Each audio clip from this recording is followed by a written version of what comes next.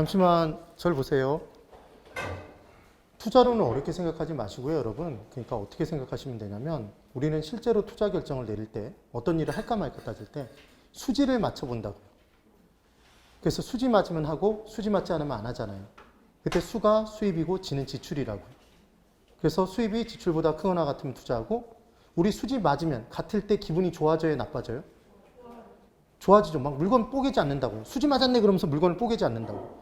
그러니까 같을 때도 하는 거죠. 그 지출 속에는 뭐가 포함되어 있다? 정상윤이 포함되어 있다. 이렇게 보시면 되죠. 실은.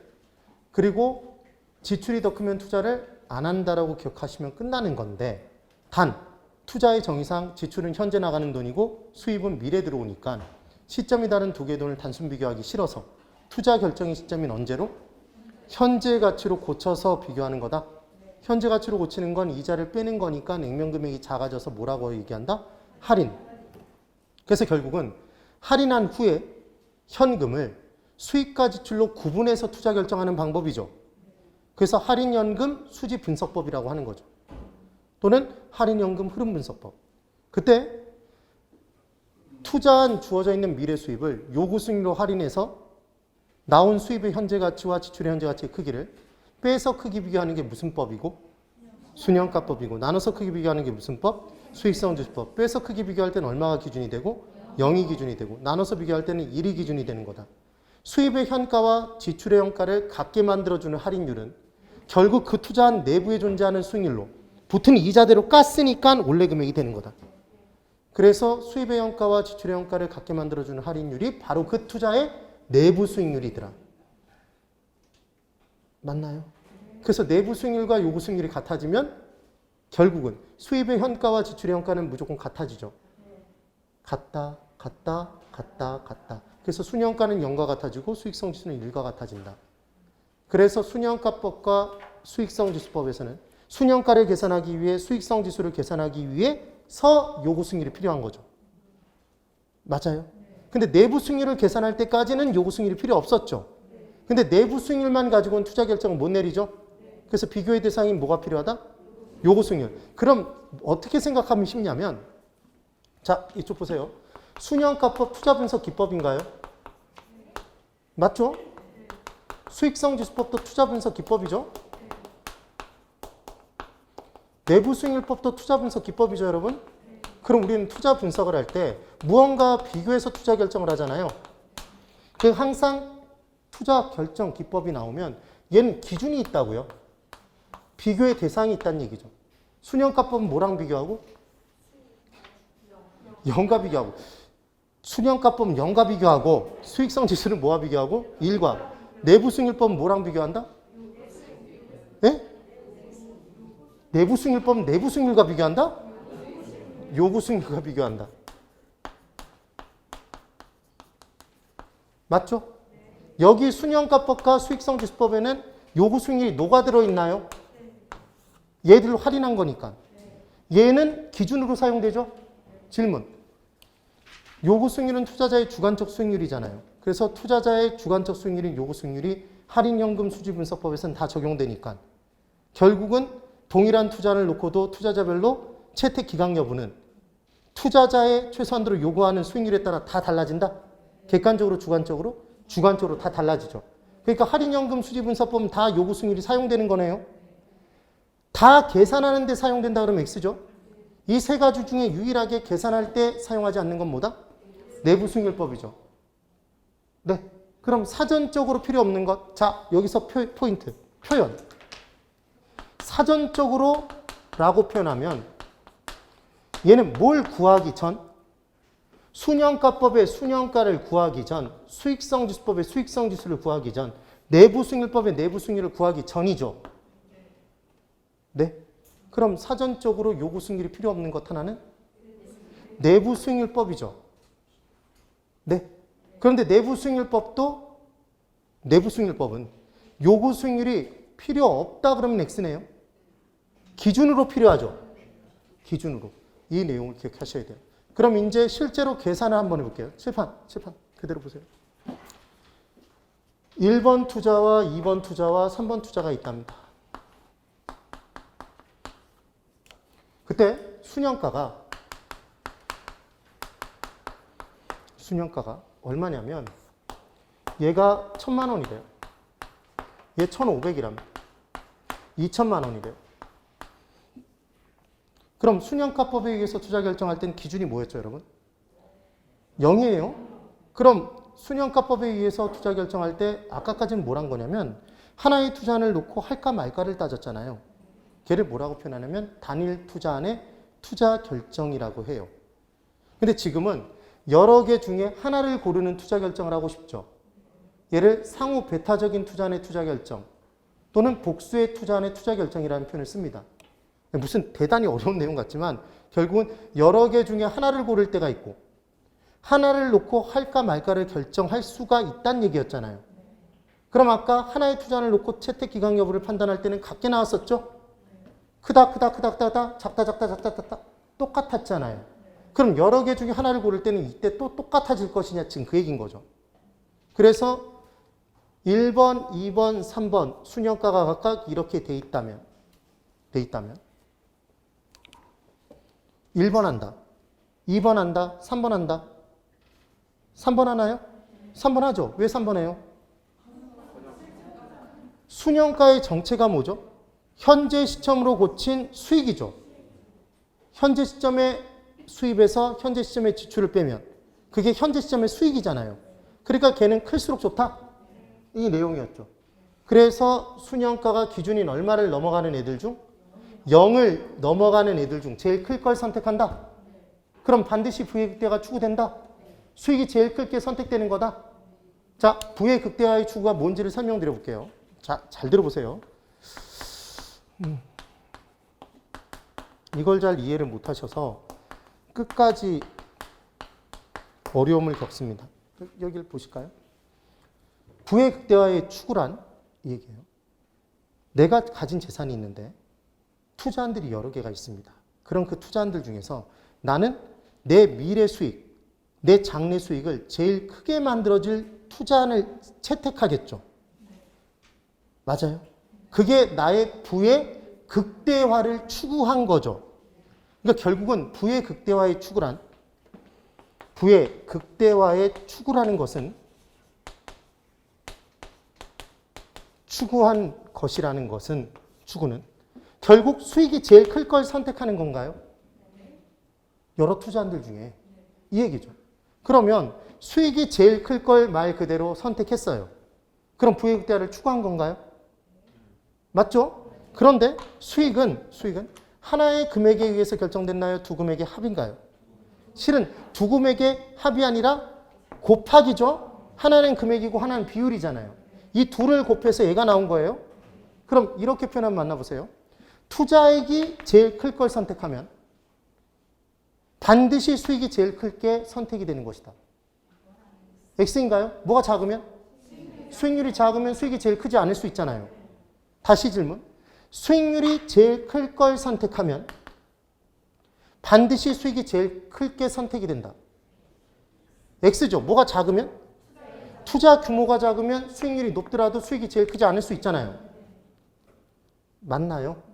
그럼 이렇게 표현하면 맞는지만 판단하실 수 있다면 이게 정확히 이해가 된 거죠.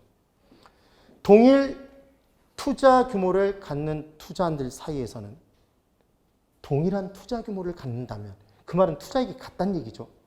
수익률이 제일 클 걸 선택하면 반드시 수익이 제일 클 게 선택된다. 오죠? 되세요? 수익률을 가지고 투자 결정하는 내용 공부했죠? 무슨 법? 내부 수익률법. 수익을 가지고 투자 결정하는 내용 공부했나요? 뭐예요?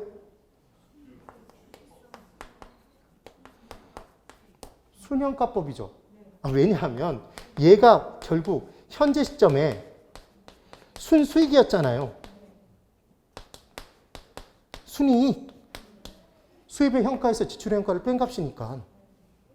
그래서 순현가법에서 순현가가 결국은 현재 시점에 순수익을 얘기하니까 순수익이 제일 클 걸 선택하면 수익이 제일 클 게 반드시 채택되는 거다. 그러니까 얘는 반드시 부의극대가 추구되죠.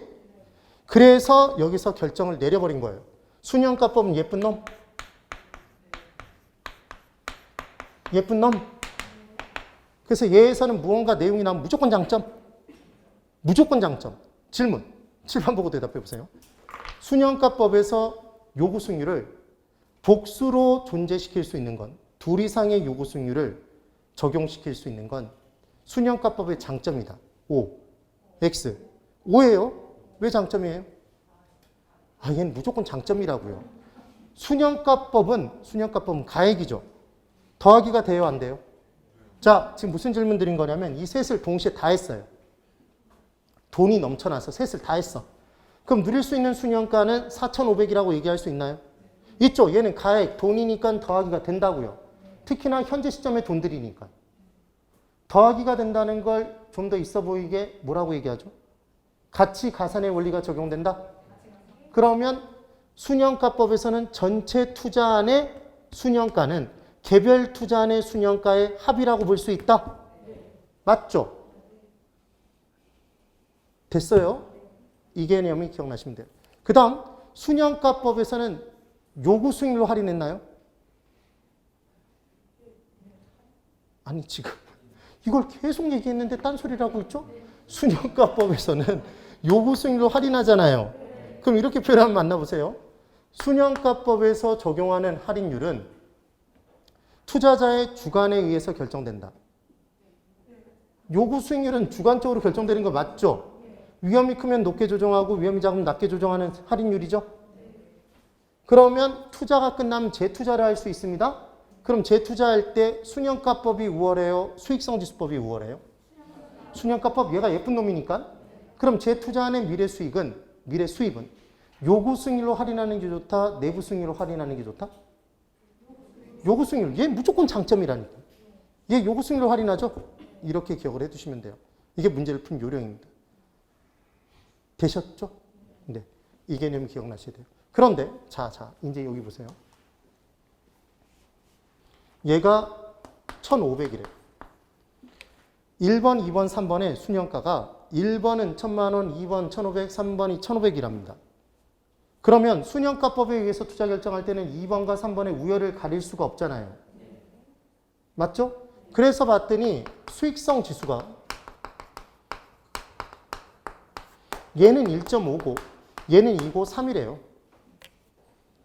그럼 수익성 지수는 수입의 현재 가치를 지출의 현재 가치로 나눈 값으로 현재 시점의 수입이 지출액의 몇 배인지를 나타내는 비율이죠. 그럼 이 비율이 클수록 좋아요? 작을수록 좋아요? 클수록 좋죠. 얘 1 집어넣어서 100% 집어넣어서 수입이 2배로 발생한다는 얘기고 얘는 지출 100% 기준으로 300% 발생한다는 얘기죠. 되시나요? 그러니까 수익성 지수가 0.8이 되면 100 집어넣고 80%를 건진다는 얘기니까 투자를 하면 안 되겠죠. 이게 수익성 지수의 개념이라고요. 그러면 이제 수익성 지수법에 의해서 우리는 수년가가 동일한 2번, 3번의 우열을 가릴 수 있나요? 있죠. 똑같이 수년가는 1,500, 1,500인데 얘는 2배로 발생하는 거고 얘는 3배죠. 그럼 우리는 몇 번을 선택해요? 3번을 채택하겠죠. 그러니까 수익성 지수법의 의의는 수년가법에 의해서 우열을 가릴 수 없는 2개 이상의 투자안이 발생했을 때 그 우선순위를 결정하는 데 사용될 수 있다? 이게 수익성 지수법인 거죠. 되셨나요? 이게 이해가 되셔야 돼요. 그 다음 이제 제가 질문을 드리면 한번 보시는 거예요. 1번 투자안이 있습니다. 수년가가 얘가 1,000만 원이에요. 그러면 얘 수익성 지수는 얼마인지 몰라도 바로 우리는 얘가 뭐보다 클 줄은 알 수 있다? 아, 그렇습니다. 얘가 지금 0보다 크잖아요. 그럼 얘는 1보다 반드시 크죠. 얼마인지 몰라도. 그렇죠? 근데 얘를 계산하는 문제를 낼 수 있어요. 아, 어떻게 낼 수 있냐면 얘가 지출의 현재 가치를 주면 돼요. 지출의 현재 가치를 투자액이라고 줄 수 있죠. 그럼 얘 투자액을 얘를 1억으로 줘버리면 우린 수익성 지수 구할 수 있나요? 지금 뭘 준 거냐면 수입의 현가에서 지출의 현가를 뺀 게 이게 수년가죠, 여러분? 맞죠? 지금 수년가를 얼마로 줬어요? 1,000만 원이잖아요. 지출의 현재 가치 얼마라고 줬죠? 1억? 그럼 얼마에서 1억을 빼야 1,000만 원이 남아요? 1억 1,000이죠. 넘기면 되잖아요. 네. 그럼 수입의 현재 가치를 지금 얼마로 준 거죠? 이 문제는 1억 1,000으로 준 거죠. 그럼 1억 1,000을 얼마로 나누면 1억으로 나누면 1.1이죠. 얘 수치 1.1이라는 거 이해되세요? 이렇게 구해낼 수 있겠죠. 됐습니다. 그러면 지금 1번 투자는 몰라도 정확하게 모르더라도 내부 수익률이 요구 수익률보다 커요, 작아요? 큰지 어떻게 하셨어요? 제가 듣고 싶은 대답은 크다를 듣고 싶은 거예요. 0보다 크다, 1보다 크다? 그럼 내부가 요구보다 크다. 되시나요? 이 내용인 거예요. 판단 되셔야 됩니다. 꼭 정리가 되셔야 돼요. 그리고 또 하나. 이제 제가 질문을 드릴 거예요. 여기를 그대로 보세요. 1번 투자와 2번 투자, 3번 투자가 있어요. 이건 좀 비교가 필요하죠. 내부 수익률이 얘가 10%고 15%고 20%랍니다. 내부 수익률이. 그러면 1번 투자한다. 2번 한다. 3번 한다. 이 질문 왜 하는지 모르겠다. 자, 다시. 너무 빨랐나 봐요. 1번 한다. 2번, 3번. 지금 손을 안 든 게 답이죠? 왜 답이에요? 그렇죠. 요구 수익률이 없죠? 기준인 요구 수익률이 필요해요. 그럼 질문. 1번 투자, 2번 투자, 3번 투자에서 각각 투자자가 요구하는 수익률은 다 동일할까요? 다 다를까요? 다 다르죠. 해당 투자의 위험을 감안해서 최소한대로 요구하는 수익률이니까. 그래서 봤더니 이 요구 수익률이 얘가 얼마냐면 9%고 얘가 11%고 얘가 18%래요. 이렇게 나왔어요. 그러면 이제 내부 수익률법에 의해서 투자 결정할 때 단일 투자안의 투자 결정은 내부 수익률이 요구 수익률보다 크거나 같으면 투자합니다. 그럼 여러 개 중에 하나를 고를 때는 1번, 2번, 3번이 다 뭐보다 크죠? 요구보다 크죠? 그럼 1번, 2번, 3번 중에 1번 한다. 2번 한다. 슬슬 입질이 오죠? 2번 한다. 자, 3번 한다. 3번 합니다. 3번. 지금 어떻게 생각하시는 분들이 정말 많냐면 내부 수익률과 요구 수익률의 격차가 제일 큰 곳. 얘는 4%, 얘는 2%, 얘는 1%. 그러니까 얘가 제일 크니까 얘 선택. 이게 아니라고요. 얘는 그냥 허들. 기준. 이 기준만 넘어간 상태에서 내부 수익률이 제일 클 걸 선택해요. 내부 수익률법은. 그럼 몇 번이 선택되는 거예요? 3번이죠, 3번. 되셨죠? 그 다음, 이제 이렇게 볼 수도 있겠죠? 내부 수익률법에 의할 때 이게 느껴져야 돼요. 내부 수익률이 20%고 얘가 10%랍니다. 10%. 그러면 이때 1번, 2번 있을 때 투자액이 주어져 있겠죠. 그때 내부 수익률법에 의해서 투자 결정할 때 요구 수익률보다 얘들이 다 크대요. 그럼 이때는 몇 번을 선택해요? 얘가 요구 수익률보다 크대요. 근데 요구 수익률보다 그냥 크다고 주면 그러니까 그냥 문제에서 뭐라고 줬냐면 이 각각의 투자는 순현가가 0보다 크다 이렇게 줬다고요. 그럼 순현가가 0보다 크다는 얘기가 결국은 이 투자안들은 내부 수익률이 뭐보다 크다는 얘기다? 요구 수익률보다 크다고 기준을 넘어섰다고 준 거죠. 되셨어요? 그래 놓고 얘만 줬다면 우리는 몇 번 선택하죠? 1번 선택하죠. 그럼 반드시 부익대화가 추구되는 것이냐? 그건 아니라고요. 왜냐하면 얘가 봤더니 얘는 얼마냐면 투자 규모가 1,000만 원이고 얘는 1억이라고요. 그럼 곱해보면 얘는 1,000만 원에 20%니까 200이죠. 얘는 1억에 10%니까 얼마예요? 1,000만 원이죠. 얘가 수익이 더 크죠. 얘를 선택했어야지. 얘를 선택하는 게 부의 극대화의 추구라고요. 그런데 지금은 수익률이 제일 클 걸 선택하는 내부 수익률법에 의해서 투자 결정을 내렸기 때문에 수익률이 제일 클 걸 선택해도 투자액이 작으면 곱한 수익이 제일 크지 않을 수도 있다. 지금 그 얘기인 거죠. 그러니까 내부 수익률법은 반드시 부의 극대화가 추구되는 건 아닌 거죠. 그러니까 미운 놈. 미운 놈, 단점이 존재하는 거죠. 그래서 내부 수익률법에서 반드시 부의격대가 추구되지 않는 겁니다. 그럼 이 두 개의 투자를 동시에 했어요. 그럼 누릴 수 있는 수익률은 내부 수익률이 30%인가요? 그렇게 얘기할 수 없죠. 그러니까 비율끼리는 더하기가 된다, 안 된다? 안 된다. 가치가산의 원리가 적용되지 않네요. 그럼 얘 재투자한 미래 수입을 해당 투자안의 내부 수익률로 할인하죠. 내부 수익률법은 내부 수익률로 할인하잖아요. 장점, 단점? 아, 쟤만 예쁜 놈이라니까. 그럼 얘는 단점이죠, 단점. 네. 그리고 얘는 내부 수익률이 빵개로 존재하거나 허수로 존재해서. 그리고 두 개 이상으로 존재하면 어느 놈과 비교해야 될지 모르잖아요, 요구 수익률을. 그래서 내부 수익률법은 내부 수익률이 한 개일 때만 사용할 수 있는 거라고요. 근데 내부 수익률은 빵개이거나 복수로 존재할 수 있으니까 장점, 단점? 단점이겠죠. 되셨어요? 이 내용. 여기서 제일 헷갈리는 내용 하나. 투자 규모가 동일한 투자안들이라면 내부 수익률법에 의해서 투자 결정을 내리면 결국 반드시 부의격대가 추구된다. 투자 규모가 동일한 투자안들이라면 수익률이 제일 클 것이, 수익이 제일 큰 것이 된다. 맞죠? 반드시 부의격대가 추구되겠네요. 단서를 달아버리면, 조건을 달면.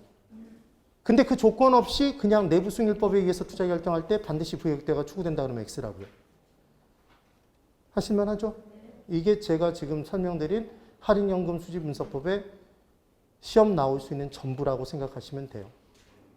개념을 정확하게 이해해 두면 이게 그닥 어렵지는 않습니다.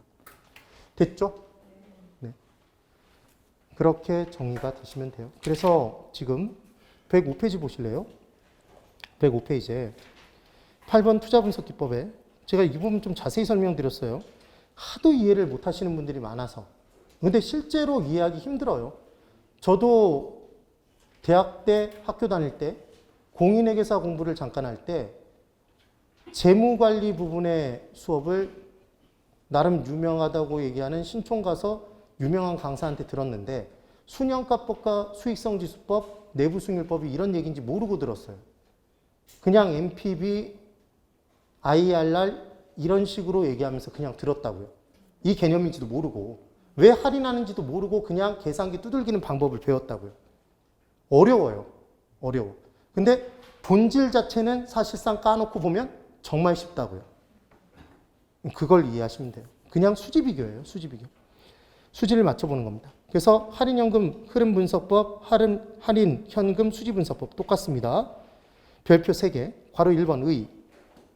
개념. 미래의 현금 유입과 유출을 현재 가치로 할인하여 투자 판단을 결정하는 방법이다.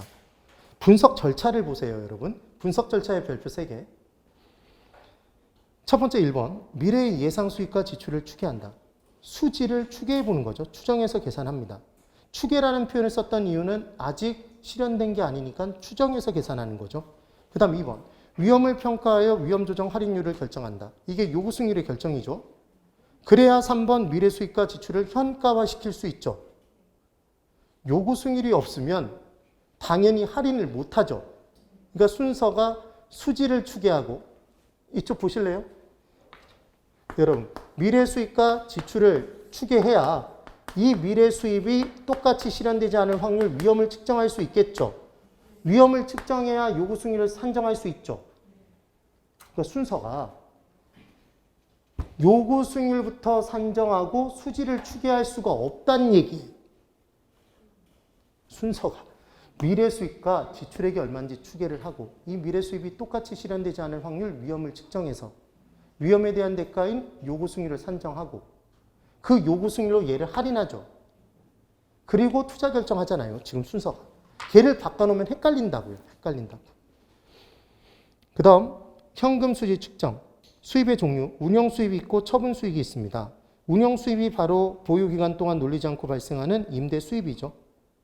영업소득을 통한 이득, 소득이득이라고 표현합니다. 세후 현금 수지였고 처분 수입이 자본이득이었죠. 세후 지분복회. 그 다음 현금 흐름의 추정이라고 해서 내용들이 있습니다. 그 부분에 기역, 니은, 디귿, 리을에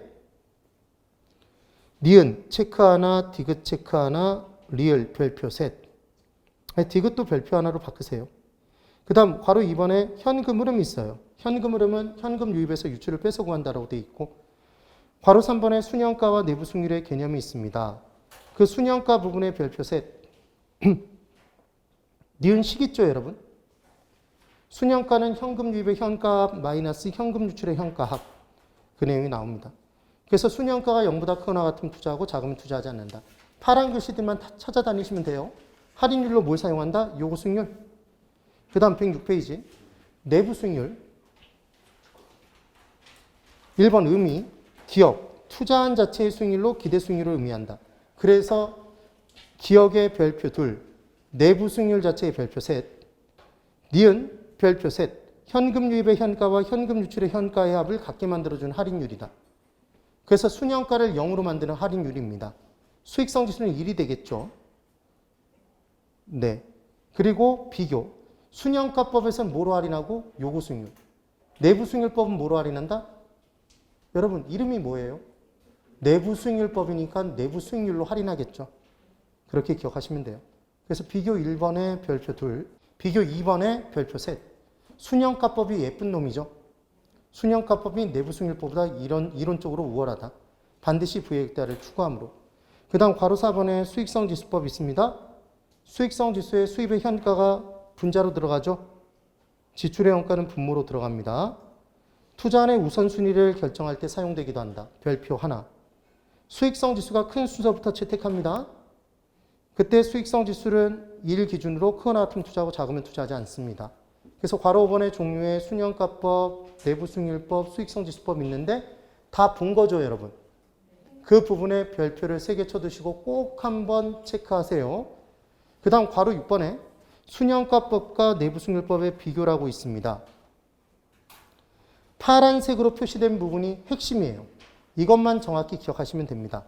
기업, 순현가법, 내부 수익률법 모두 화폐 시간가치 고려합니다. 모두 할인하니까. 니은, 독립된 투자안, 단일 투자안의 경우엔 결과가 동일하게 나오죠. 크다, 같다. 디귿, 상호 배타적인 투자안의 경우에 여러 개 중에 하나를 고를 때는 결과가 달라질 수도 있다. 그럼 결과가 달라지면 투자 결정을 못 내린다. 하나로 간다. 예쁜 놈이 뭐였다? 순현가법. 왜 예쁜 놈이다? 반드시 부의액대화를 추구할 수 있으니까. 리을. 그래서 순현가법이 내부 수익률법보다 이론적으로 우월하다의 별표 셋. 기억 꼭 해두세요. 그 다음 투자 규모가 다른 경우 뭐 요구 수익률 그 내용들 나와 있고 넘겨보십시오. 108페이지에 니은. 복수의 내부 수익률과 허수의 내부 수익률의 존재. 이게 내부 수익률법의 단점이죠. 복수의 동그라미 둘 이상, 허수의 동그라미 빵 개. 되셨나요? 한 개여야지만 비교할 수 있다고 그랬잖아요, 아까. 네. 그 다음 디귿. 가치 가산이 되는 건 비율은 더하기 안 돼요. 그럼 수익성 지수도 결국은 비율이니까 더하기 안 되겠네요. 그럼 할인연금 수지분석법 3가지 중에 더하기가 되는 건 하나밖에 없네요. 순현가법만. 그럼 그 3가지 중에 할인율을 달리 쓰는 건 하나밖에 없네요. 내부 수익률법만 내부 수익률로 할인. 그 3가지 중에 사전적으로 요구 수익률이 필요 없는 건 하나밖에 없네요. 내부 수익률법만. 되세요? 근데 셋 다 요구 수익률은 최종적으로 다 필요하죠. 그 내용까지 기억하시면 됩니다. 그래서 참고에 투자한 채택하는 경우 정의되어 있어요. 참고 부분에는 별표를 3개 쳐두시고 꼭 기억해 두십시오. 그 다음 108페이지 어림셈법 비율분석법 내용 다음 주에 연결해서 좀 보도록 할게요. 그리고 시간이 제가 생각한 것보다 약간 오버가 돼서 다음 주에 원래 50문제를 풀어드리려고 했는데 50문제를 그냥 나눠드릴게요.